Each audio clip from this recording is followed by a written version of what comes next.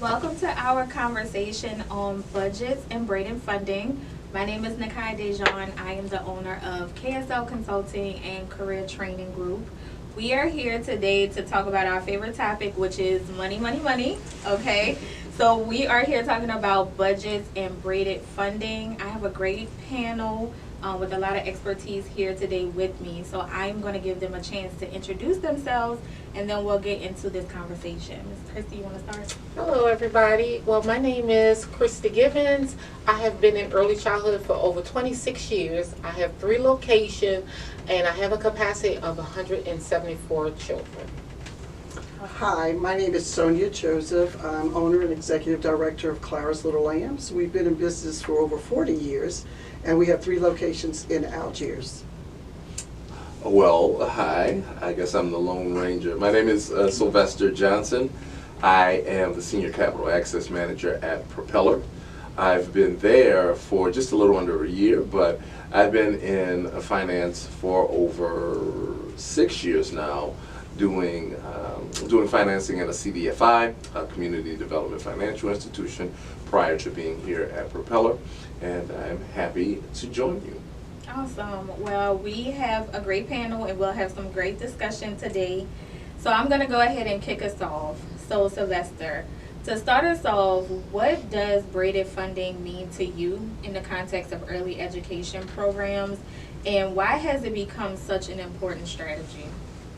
So, since I get to start us off, and I like to talk, so please stop me when I've gone over. I want to talk about funding and capital access generally first. Okay. So, access to capital is a super important topic for small business.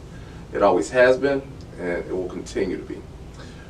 So many of our small businesses think that debt is a bad word. It is not. The misuse of debt is a bad thing to encounter, but debt can be very helpful to small businesses as they grow. Capital access is necessary for small businesses, especially when they are trying to reach another level in their business growth or development. Access to capital comes in many ways. It comes in debt, as we just talked about. There's also equity.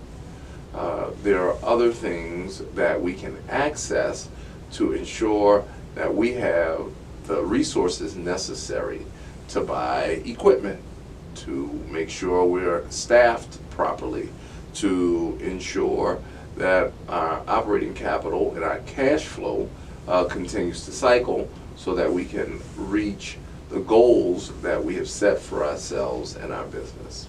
Okay. Business, no matter what your passion is, early childhood development, food service, music, at the end of the day, we all have to be in the business of doing business. We have to make sure that we're able to support and fund whatever that passion is. Now, funding, as I said earlier, comes in multiple different it comes from multiple different facilities. Okay, braided funding is the mix and match of different types of vehicles to build what's called a capital stack. Okay, and in early childhood education, why it's so important now is with the disappearance, or at least the constriction of state and federal funding, with the economy shrinking as it is right now, and even though salaries are stagnant, the prices of goods and services continue to go up. Early childhood educators must have multiple streams or multiple types of capital access so that they can continue to move on. For early childhood educators, depending on their journey or where they are in the journey, capital access looks different for different people. One, you want to have access to loans. Those loans come from different entities: traditional lenders, That would be your Chase, your Capital One, those names that you see on TV. Your CDFIs, like I used to work at, those are community development financial institutions. Those entities are more community focused when they lend their dollars out. And they can be more flexible with their lending. Grants, those that are still there, we want to make sure that those are involved, and any other state or federal monies that we can have access to. We put those together, we meld them, and that's our braided funding or capital stack. Perfect. Thank you for that, because we're going to talk a little bit more about digging into the mindset of money, but how you laid it out, really being thoughtful and being strategic about building that stack. So at the end of the day, you put your business in the best financial situation possible, taking into consideration all these external factors that we have to deal with right now, right? So being, number one, educated about what is available and what's out there, and then also thoughtful about what you can use to help grow and maintain sometimes your business. And so now I'm going to kick it over to you, Christy. When you think about before organizations start layering those funding streams that we talked about, they need to have a strong financial foundation. So thinking about the mindset, how you're already doing your practices, what type of financial practices you have, what are the key elements that you have found in your organization for having a healthy program budget that you can focus on first? Okay, so, I mean, I can go back from like the beginning, you know, when I first opened up my first childcare center in 1999, you know, my budget was more just like childcare assistants. 85% of the kids that came to my center was childcare assistant, a few private paying kids, and back then when Governor Foster cut everything, childcare assistants went away.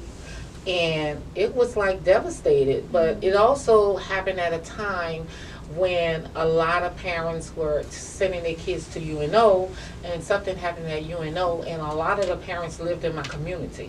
So all those kids, they came to me, and they were private pay. So we went from no private pay to almost 100% private pay. And what I noticed, I used to go back, I look at my vision all the time, and I was like, well, that's not my vision. I want to serve low-income kids too. So growing, you know, I knew was very important, what a lot of child care centers don't know. You have to be in your community. You have to be a part of organizations knowing what's going on. So when things came about, like early Head Start, I was like one of the first centers that got early Head Start because I was in those meetings.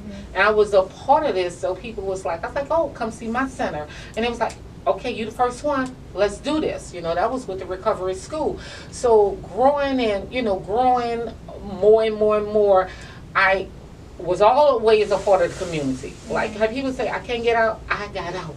I had to get out and learn. So I was able to add certain things like city seats, ECF, child care assistance, private pay, braided, also early Head Start, but also what a lot of people leaves out is the food program. Yeah. The food program is a big savings to help you. So braiding them fundings, but also when people came to me, because I love the numbers, I'm a person that loved the numbers too. I was always a person looking at my budget and knowing how many kids. So like at one time, I remember when the organization came to me and I had 57 kids and they wanted 42 of the kids to be early Head Start. And I was like, go home, do my numbers. If I do this and I got to pay this much, I'm going to be out of business. So I decided to tell them no, because that didn't fit for me.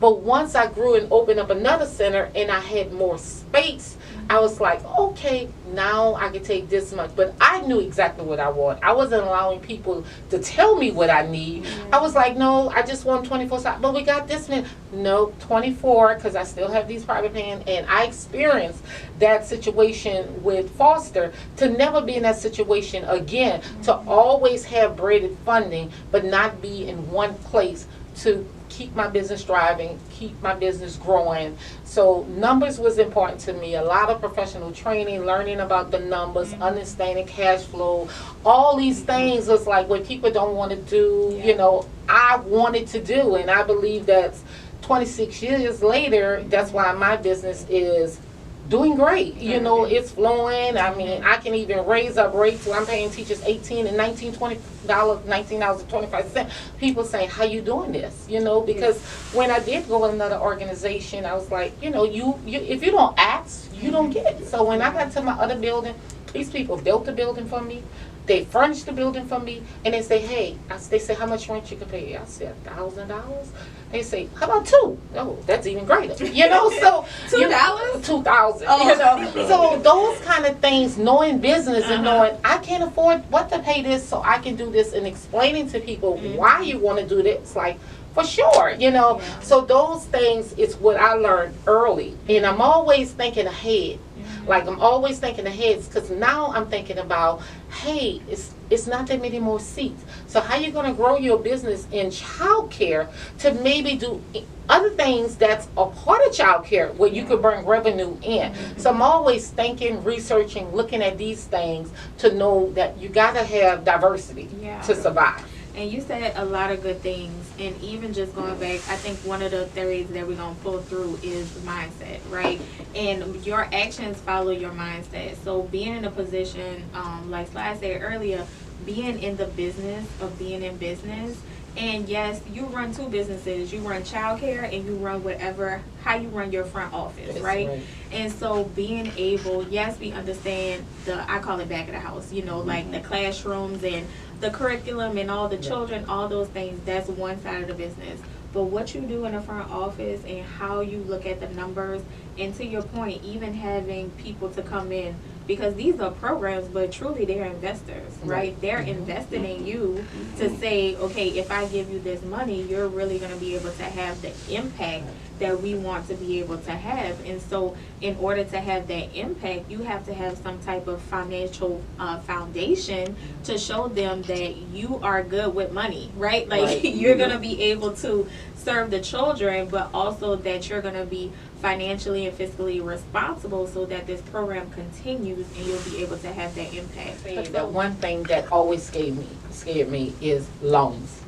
And you know, and you want to be in business, you know, I use up everything I own, had 401ks, everything. But like, I think I just started to understand the loan thing, like this past year. And you know, like understand if you want to expand and grow, you have to have loans. But that took 25 years for me to understand that. But now I understand it because of the new expansion that I'm doing, that hey, you got to come up with substantial money if you want to grow. And that was hard for me to get earlier, but now I feel more comfortable and think I can do this. You can do it because at the end of the day, you trust your practices. Yes. To his point, it's like that is not bad. It's just that we have bad habits, right? Like if we just want to be real honest with it. So like something that could potentially be really good becomes really bad because we put the emphasis in the wrong place. The emphasis needs to be on what type of financial habits do we have. And being able to build good habits will give you good outcomes. And so I just want to throw the same question to you, Sonia. So what do you feel like are the key elements of a healthy program budget? When you think about braiding funding, it's really what allows you to provide, our mission is to provide quality care at an affordable rate. And so we're able to do that because of the braided funding, right? So if I have funds coming from 5 different places that I can braid together, it also lowers the tuition rates for my private paying parents. Because you have a lot of parents who are right on the borderline of missing out on getting some type of assistance, right? So because we have this braided funding, we can that allows us to keep the tuition rates lower for those families. And when we talk about advocating, for example, for childcare, advocating for more funding, we try to express to those families how valuable it is for them to participate in that. Because some people think, oh, that's just for low income. Oh, that's just for low middle income. No, that affects all of us. Because it allows us to keep, and once we make that clear to parents and they fully understand that, then they get on board to support that. Your tuition should be $400 a week. Maybe you're only paying $250 a week because I have funds coming from other sources, and that helps support that. And I agree with Christy. I don't believe in loans. I'm like a debt-free person. When you talk to me, I pay my credit cards off at the end of the month. I don't charge any more than I can afford to pay off. So I don't like that idea either. Right. But we are also looking to expand, and I'm going to have to take on some type of debt. It's almost like a dirty word to me. I like to say I have no debt. I have no debt. But because we've been around for so long, we've seen so many changes politically. It depends on who's in office on a federal level. It depends on who's in office on a local level, on a state level. All those things affect us in the child care world.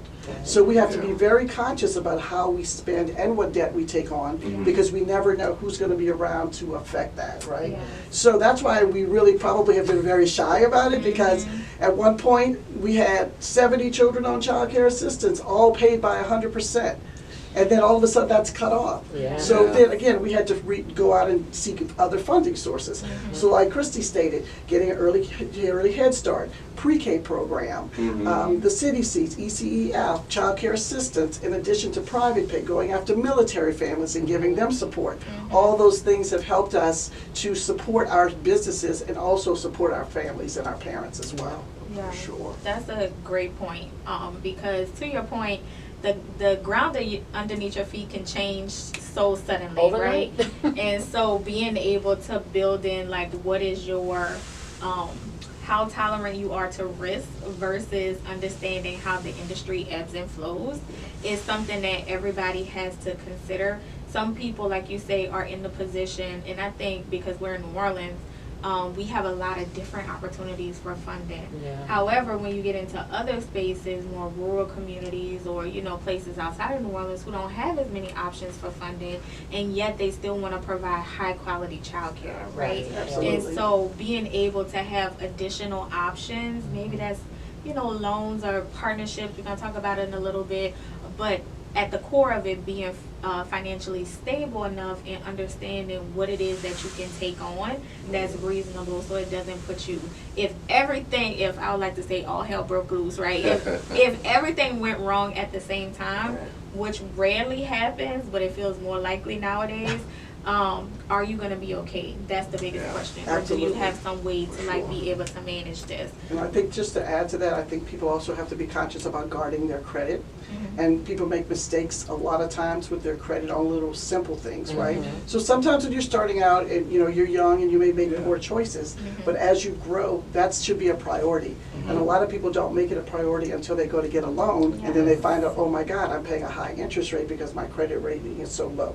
Or I can't get a loan at all because I've ruined my credit with, I'm paying a cable bill or something silly like that, right? So when you're in business, that's really a valuable tool to be able to utilize, having great credit, being able to do it. Like I check mine every day, like I check my bank account. Literally, I have it on my phone. I'm just saying, like, I love to see when it goes up. If it goes down 2 points, I'm like, what did it go down? Oh my God. You're like, oh, you have a high balance. I'm like, oh, no problem. I'll pay that off. Thanks about this. Okay. But that's really something that's really important. I don't think people stress that enough when thinking about even buying a home, buying a car. All these things are affected by how you manage your credit. So that's all about discipline as well. Yes.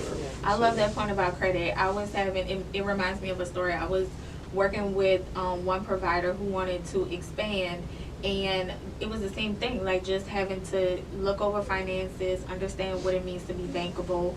And one thing that I have experienced is, again, focusing on, I know you're making an impact. I know the kids that are in your center are safe, right? I know that you're invested in your teachers. I understand your commitment, but your front office is not in order. And so when we start talking about impact, yes, we want to look at that impact, but your business operations tells a narrative of impact as well. And to your point, being able to, I always say people like buying a house. You exposed. If you ever bought a house, they know everything about you, right? Oh, yes. All your business, right? But like, do you want blood? Like, what do you want? they want a sample. And so it's like being able to say, no, like some of these things, yes, I understand it's hidden because you feel like it's not in order, but instead of taking the strategy of hiding, let's put the steps in place to get it in order so you're ready to be fundable, bankable. You're ready to expand if you need to, or even just make some improvements, right, to become more sustainable. So I 100% agree. The credit thing is huge. So we talk about braided funding, and it's great, and it is beautiful for the population that has access to it, but also in a broader conversation, making sure like people understand what is out there if they don't necessarily have all of these programs available to them. But talking about braided funding, it can create opportunities, but it can also create some administrative complexities, right? Because for all these funding sources, you typically have requirements that you have to meet, and you have these paperwork. So what systems or practices have really helped your organization to manage multiple funding streams? And I'm gonna kick this to you, Christy, but what I always tell people is, you know, what happens when you get what you prayed for, and managing the backside of the blessing, right? Because with a lot of money comes a lot of responsibility, and so being able to build systems and processes to be able to manage that. So for me, it was like, I need to find a person that's smarter than me. A person that's know how to do this. I can start it, but I'm thinking some kind of little ADHD. But somebody who's like, with all these programs, that's your responsibility. Right. And I found that person, you know, and that would help me tremendously. Like, this person, and then understanding, if you want to keep this person, you got to pay this person. You know, those was the type of things, because it's a lot of organizations that have these different braided funding, but they don't know how to do the attendance right. They don't know how to get the ASQs and all of these things to the people, because they don't know how to work these systems. They don't know how to work Child Plus. They don't know how to understand Brightwell. All these systems that help you do better and help you build your systems. Like, you have some people that, I know that I'm not the greatest writer in the world. So if I have to write for something, compete for, I'm going to pay somebody to do this. I'm not going to do it if I want to be at the top of the list. So I hire a person like that to do all these things for me, so I can focus on the money of it. You know, so I can focus on the money. Like, now I'm like, okay, the budget wasn't looking. I was supposed to have this much of cash flow. We about to cut some more stuff in the budget. These are the things that I'm looking at, because I have hired a team, you know, and I knew what I had to do to grow to be able to do it. If I wasn't going to grow. So now is at the point, I have a director at each center. I have an administrative person that handles all of this, and they support her. I have a bookkeeper who is my daughter, who went to school for this. So I got all of this great team there that helps build this system. So whenever it's something available, I don't have to look for it. People calling me, look, we got this available, because we hear about what you're doing. We know what you're doing. Parents are talking about it. I mean, just to say, for the experience of when I opened up my second center, I was scared. I was like, I don't know if I can handle 2 centers. And it was the gentleman, he was with the Saints, and he wanted to open up a new center for somebody, pay for everything. And it was my parents in the community that they talked to. And every one of the people went to my center, and they say, Christy Givens with Kids of Excellence. It's those kind of things that you do. You build this capacity, you build this greatness for people, children and their families. They will bring opportunities to you. So these are things that I done. How long did it take to build that up, though? It wasn't open. It wasn't doors. overnight. No, it was. But with me, it was the beginning. Like, I was a young girl opening up a child care center, and I knew at the beginning. Nobody told me this, but I'm a social worker, so I know it's about building relationships. I know it's about going in your community, seeing what was going on. When I didn't see anybody, I was there, and and then people will call me, but I knew from the beginning. Say you've been doing this, don't let me misquote you, but like 26 years. And so having a vision from the onset, but then also being able to make like those incremental steps, because they have people at all levels of, like, you just, you know, starting, or like you have this passion and you want to get into the business, or you just like trying to learn the ropes and learn the business behind the business, right? Or trying to understand, how can I build something? Because every time, I would say every person who wants to start a child care, you have to first see if it's gonna make money, right? Because you can open a business and it's not gonna make money, but just being able to know, like, okay, at the beginning phase, these are the resources Right. that can wrap around you. At the middle phase, this is the resources. As you grow and become a multi-site organization, these are the resources that's available to you. But always having your eye, I guess, on a North Star of like what your mission is, what your vision is, and where you grow and you see yourself. But to your point on the systems, people, you know what I'm saying? Like, people are the best way for you to build systems, because to your point, they build capacity. And as a leader, as an owner, as an operator, being able to do, I believe fundamentally your role as a CEO is to bring money into the business, right? And so if you're spending majority of your time on operational things, then that means that you haven't built capacity, right? Yes. Because your job is to go out and bring revenue into the organization and revenue into the business. So being able to have those, you know, systems in place with people who are good at administration. Because just because you are maybe good in the classroom doesn't mean you're good in administration. Right. Because those are two Does different not work skill that way. sets, right? Skill sets. Two different skill sets. So going out and looking for the people who can help you to build that capacity, who can help you to build those systems, and to your point, being able to pay them at a price point where they can have a lifestyle, where they can continue to grow and sow into your business. So Sonia, you have any other like systems or practical tips for being able to build those things? I think, you know, one phrase that we all are familiar with that says if you're working in the business, you can't work on the business. Yeah. And I think that's what a lot of people miss in small businesses. Now, when we started out, of course, I drove the van, I changed diapers, Yeah. I cooked, I was in the classroom, we did all those things. But at some point, you have to pull yourself out so that Yeah. you can grow and actually support your business in the way that you need to support it, whether it's financially, however it is. And like to Christy's point, being in the community, letting people know who you are and what you do definitely makes a difference. Because nobody can come ask you for anything or offer you anything if they don't even know you're there, right? They don't know what you're doing. And I also think it's important for people to understand how to pivot. There's a lot of times people get stuck in a rut and they think this is the only way to do things. Sometimes people don't know what they do. I work with people a lot of times and they don't understand the fundamentals. You know, it's like, I have a passion for this, I love children, I just want to take care of them, and that's great, so stay in your house. Then you can have those 6 children all to yourself, you can set your own things, you can do whatever you want. But if you want to scale, then you have to pivot and you have to change your mindset as well. Because you, outside of cloning yourself, it's very difficult, right? Because you have to deal with staffing and hiring and training. It's a lot more to it than that. And so not only that, and then you also have to understand you have to do the paperwork. You have to find time for that. I'm fortunate I have 2 daughters because we're a family-owned and operated business. It's my mother, who's Clara. We call her the living legend. Yes, And she it's is. my 2 daughters. And so like one of my daughters handles the administration stuff every day. One of my daughters handles the food program, which is a lot. But it's so beneficial that we have to have that to support our business because, like she say, it helps pay for salaries in addition to food. Yeah. So we can provide high-quality meals to the children as well. So those are things that are important. So when people understand that they have to pivot, they have to adjust what you thought was going to be, may not be what you, you know, like we have this grand vision. In childcare, it changes almost every day. It's like we tell teachers, you have to be flexible. I might need you in a class today with infants, I might need you with preschoolers tomorrow.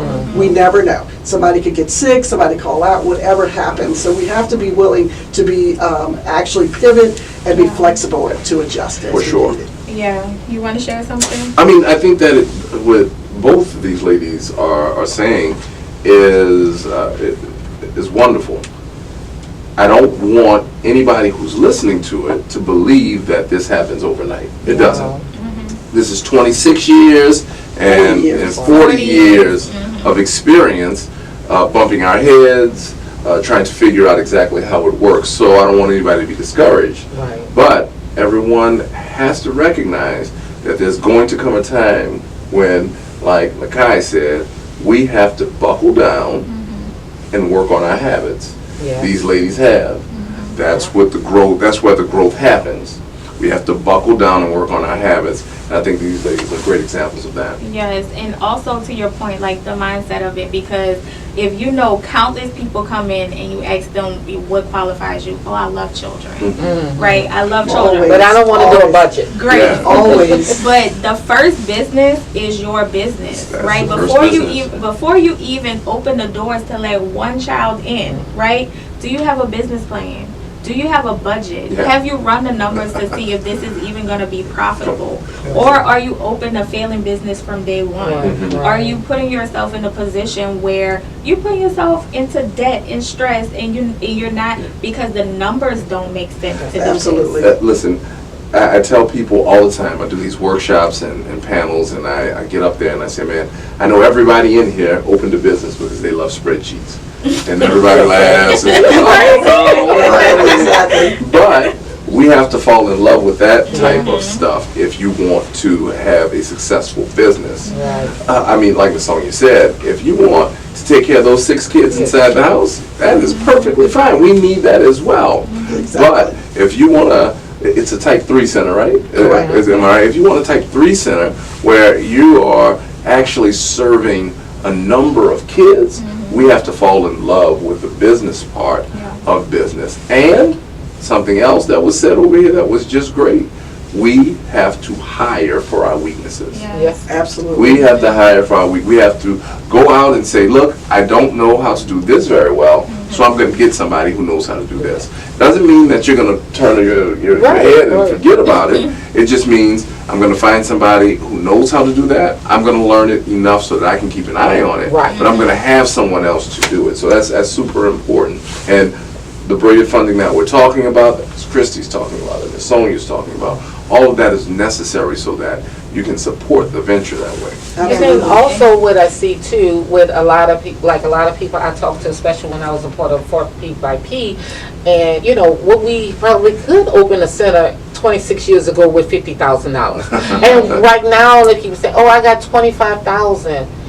And I say, okay, so I have to start breaking it down, all the different all the things. It's not that I don't want you to do this. In your mindset, you're saying, I want to get all the grants. When you find the grants, make sure you let me know. I was about to say, Because I've been in this for 26 years, and I ain't found nothing like that. You know what's a good one, Yeah. is when they ask how much should they charge. They're like, well, what does your budget say? What they can you haven't support? done it. Right. They have no idea. They're like, oh, okay, well, they'll call us up and say, well, what do you charge?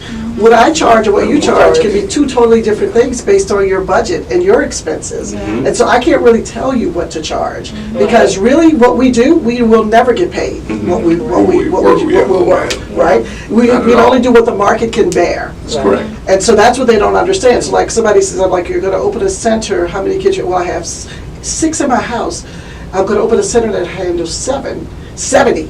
And I said, so have you checked the community to see if there's a demand for that? Well, I have a waiting list. I said, but you have a waiting list for 6 kids. Yeah. You're trying to go from 6 to 70. Yeah. Do you realize the jump that is? And everybody thinks, everybody, I don't care who you are, you think that you're going to turn the key, you're going to open the door, and all of a sudden people are just going to start running into the building. Right? Yeah. When you build it, they will come. Yeah. And a lot of people also think everybody else have to take their risk. Sounds like, okay, what you going to use as collateral?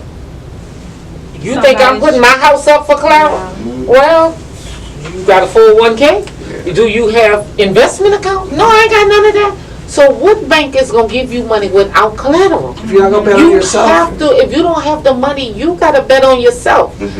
Well, I guess I ain't going to never have none. I said, because there's no grants. Well, Nobody. that's the mindset of it too. Yeah. Again, going back to the mindset of it, because starting at one place, you got to have the vision for the next place that you go, but also being realistic to the point that everybody is making. And sometimes that realism, even when I'm consulting with people, those hard conversations, I'm like, okay, look, we're going to have a conversation about what it really means to be bankable. Because I understand and I hear what you're saying, all the things that you're laying out, and I do not disvalue that, I do not discount it, but let's look at the numbers.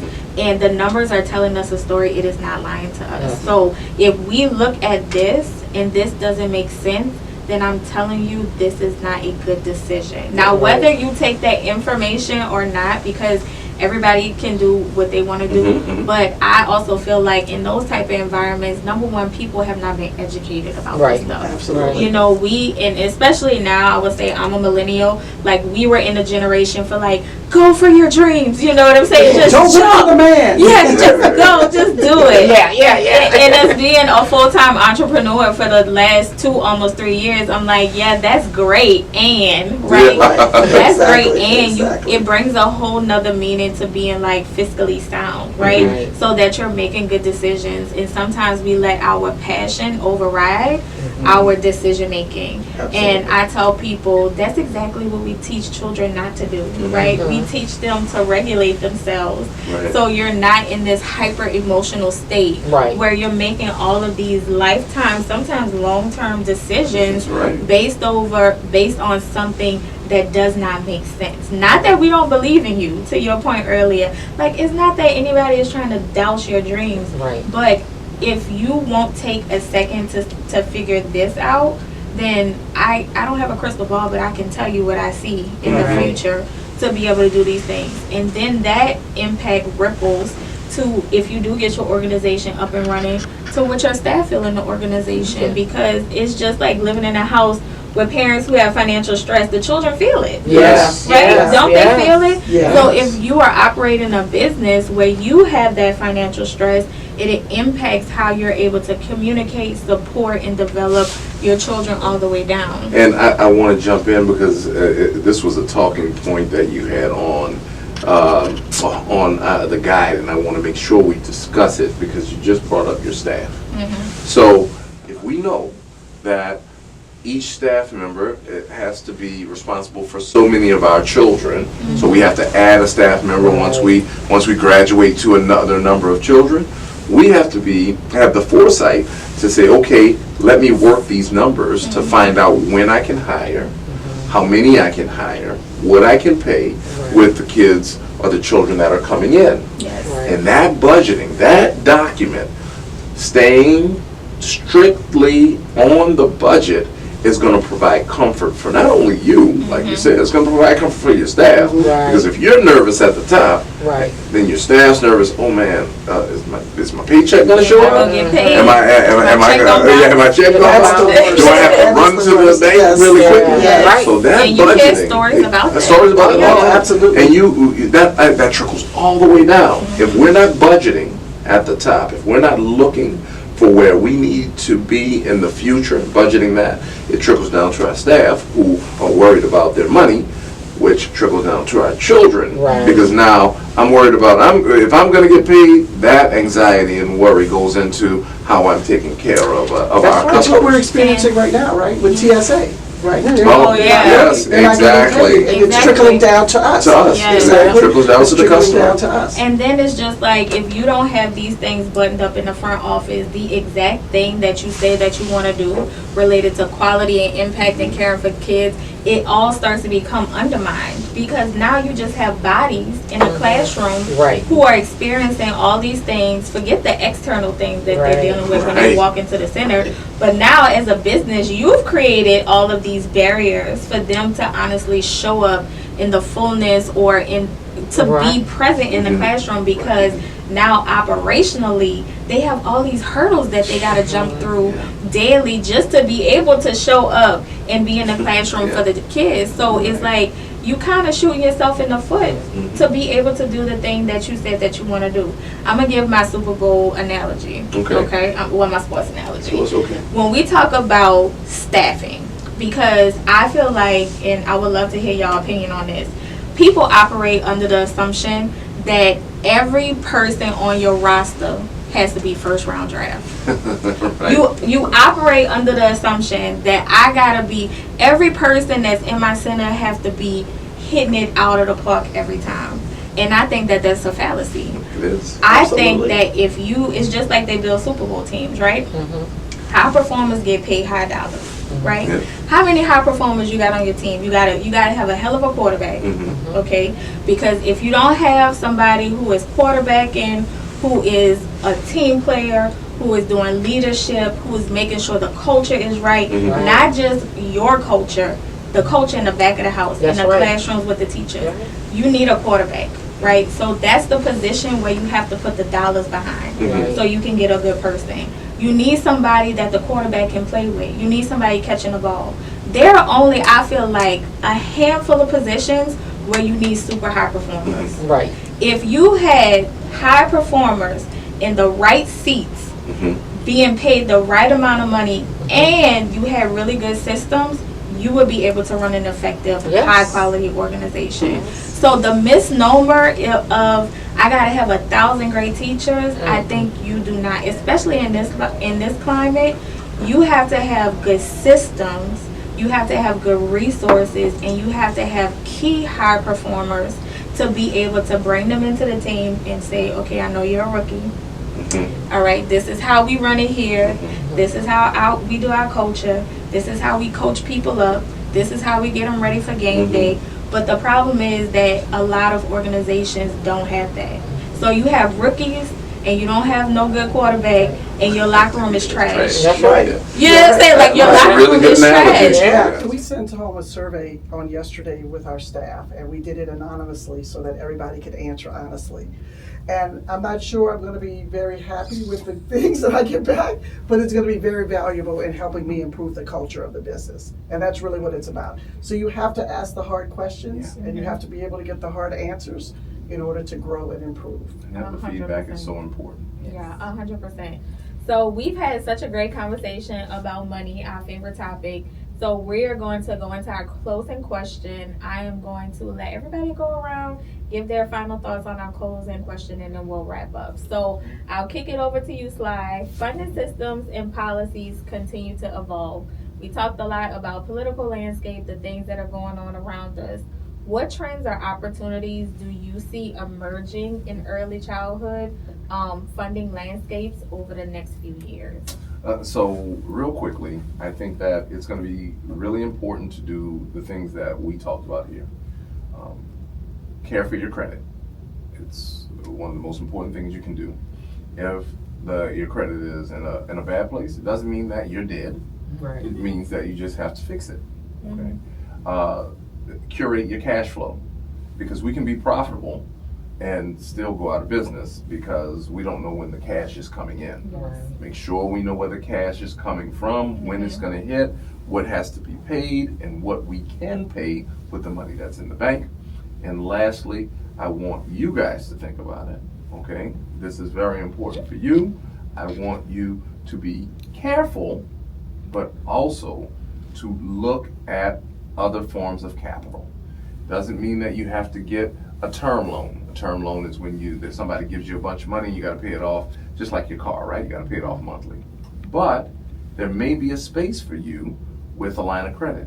It operates just like your credit cards operate. You pay it off as soon as you get the money. So every time you get the money, it goes back to zero. But having that flexibility is important. So just think about those things. Care for your credit, curate your cash flow, and consider additional capital. Thank you. So I'll kick it to y'all. Any trends or opportunities you see emerging in the ECE funding landscape? I think that we have to focus on training.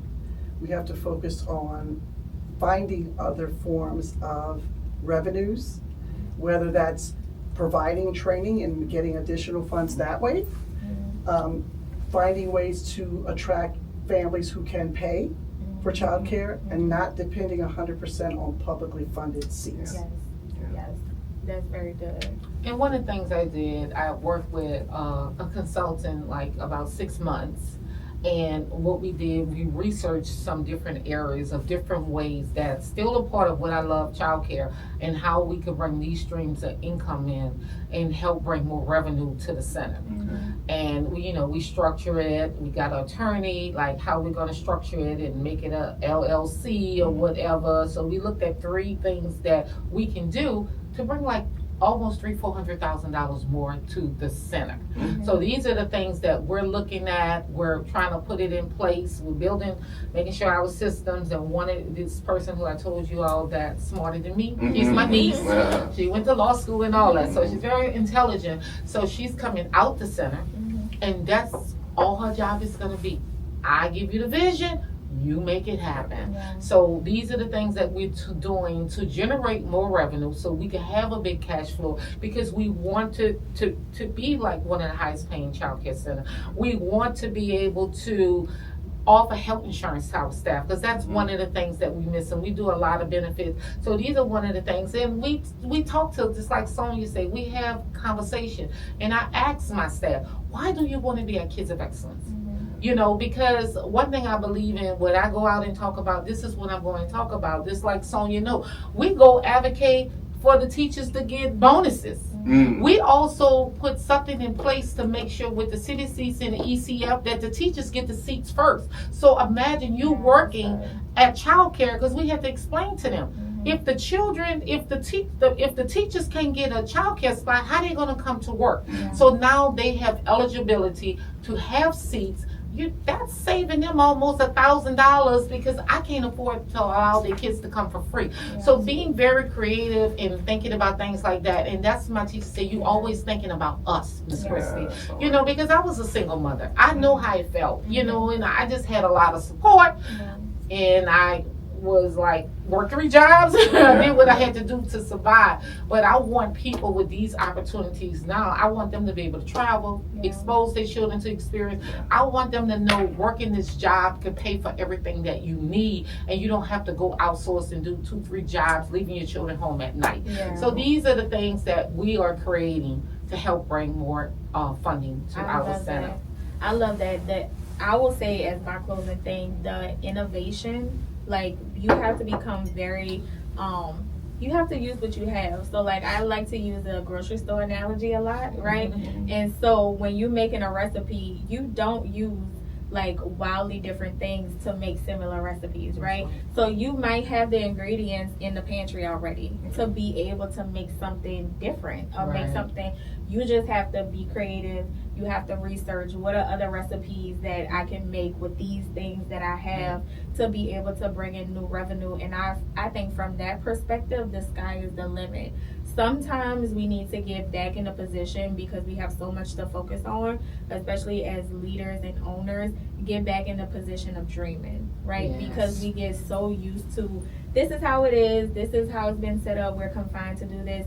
Give yourself space to pull back, look at what you have in front of you, and dream again. To see what could it be that I could do to help offset these. And to your point, Christy, which I love, because as passionate as we are in this profession, a lot of people who work in this profession can't live, and that's a problem, right? So being able to own organizations and businesses that pay people not just a livable wage, but an enjoyable life wage, right? Because I could live, but I might not be enjoying it. So being able to pay people enough money where they can take a day off and go on a vacation. They don't have to, their world is not crumbling if they get sick, right? So being able to create organizations, it is our responsibility. When I was talking to one of my clients, I was telling them, it is your responsibility to be successful. That's your responsibility. And so you can't put that on anybody else. So what does it look like for you to be successful, and let's move towards that. So thank you guys so much. I appreciate y'all being here. This was a great conversation that I hope to keep this conversation rolling. I think there were a lot of things that were said and a lot of threads that as people are listening to this, that they can pull on to go and do just that. Research, find out, dream again, so that they can build a sustainable organization. Thank you. Thanks for having us. Thank you. You're welcome.